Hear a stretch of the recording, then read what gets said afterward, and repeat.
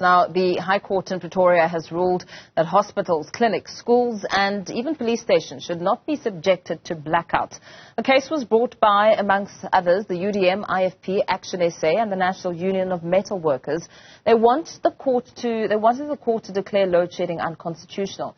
Now, in its ruling, the court found that the state had failed to meet its constitutional duties and, as a result, infringed on the rights of citizens to healthcare, education and security. Let's get some reaction now. We're joined by Wayne Duvenage, CEO of the organization Undoing Tax Abuse. A very good afternoon to you, Wayne. Thank you so much for your time. I mean, some critics have said that while the rationale for the judgment is understandable, it's not practical to implement such an order. What's your view? Well, it's going to be very difficult and extremely costly. But, you know, these are constitutional rights from a health perspective, from education and security, safety and security. And one would have imagined by now that all public hospitals would have had alternative energy supply to cover the load shedding periods. So it's quite sad that we don't have that yet, especially in healthcare, because lives are at stake in hospitals. So it appears that's not only just the cost of putting in generators, but the running of those generators with diesel. And where does that responsibility lie? Does that also lie with DPE or Eskom to make sure that the diesel is in place and the generators are well serviced? So it's going to be challenged. Yeah. With all those questions raised about the capital cost, the running cost of generators on a national scale, I mean, I'd imagine it's going to cost millions of rands. How much do you think that this exemption can actually achieve? Well, we don't know. It remains to be seen. They're going to have to come up with a plan in the next 60 days or so and show the country and those departments how this is going to work.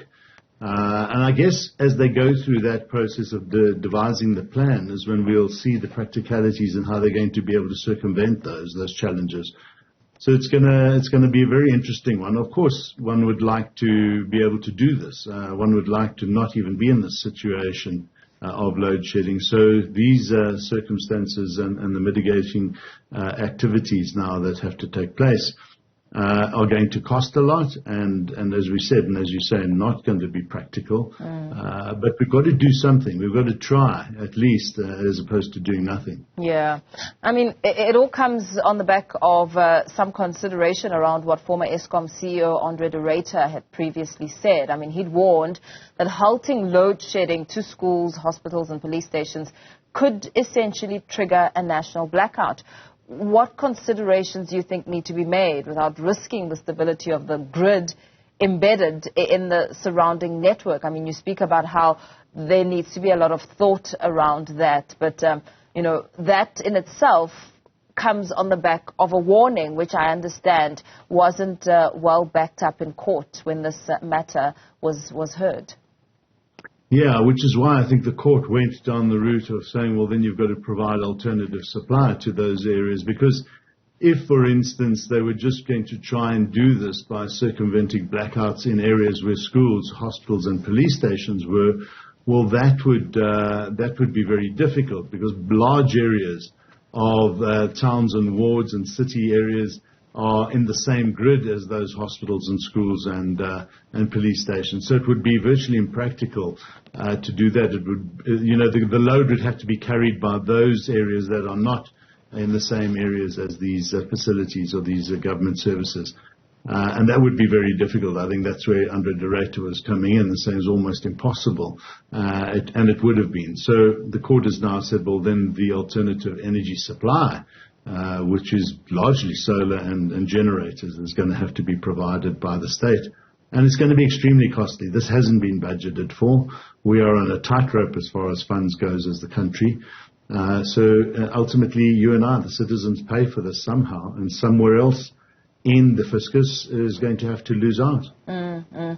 In setting out the history that brought the country to its current load shedding crisis, we know that the government had been warned and had accepted that it's eventually going to run out of generating capacity in 2008. The government had argued that it had plans. I mean, it has been arguing that there are plans to deal with load shedding. I suppose the concern is that the plans and their timelines are of an uncertain nature at this point in time, even with the additional Minister of Electricity, who's meant to be quite crucial in steering the way forward?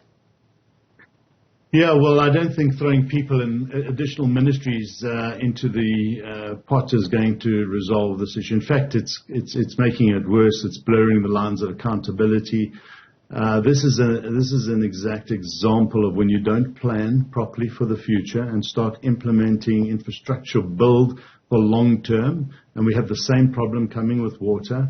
We have this problem now with roads. It's everywhere in government. It's sad that we have this now, and this is especially in electricity and water looming now.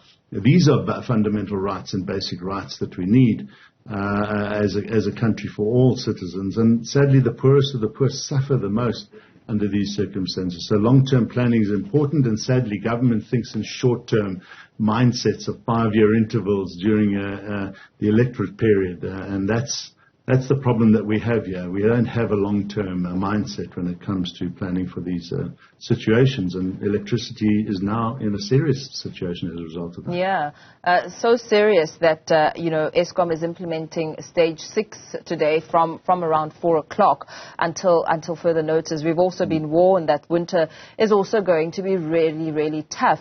How do we prepare for the further shortage of load shedding as you and I speak? Yeah, look, it's really, really tough, and we're almost living with stage 6 as the norm now. Remember, when it was stage 2, we were frustrated. Yeah. When it went to stage 4, now stage 8 and 9s are even coming into the radar from a winter point of view, and that is crippling. It is crippling to business. It is crippling to households and everybody else. So, I think preparing is just, planning around it, planning around the schedules, minimizing use as much as you can, finding alternative energy sources. And one doesn't have to go for the expensive options as well. Smaller inverters, home inverters, alternative heating in winter, gas, for instance. We're going to have to really think outside the box as citizens as we grapple with these high stages during winter. Yeah, absolutely. Thank you so much for your time, Wayne. Thank you.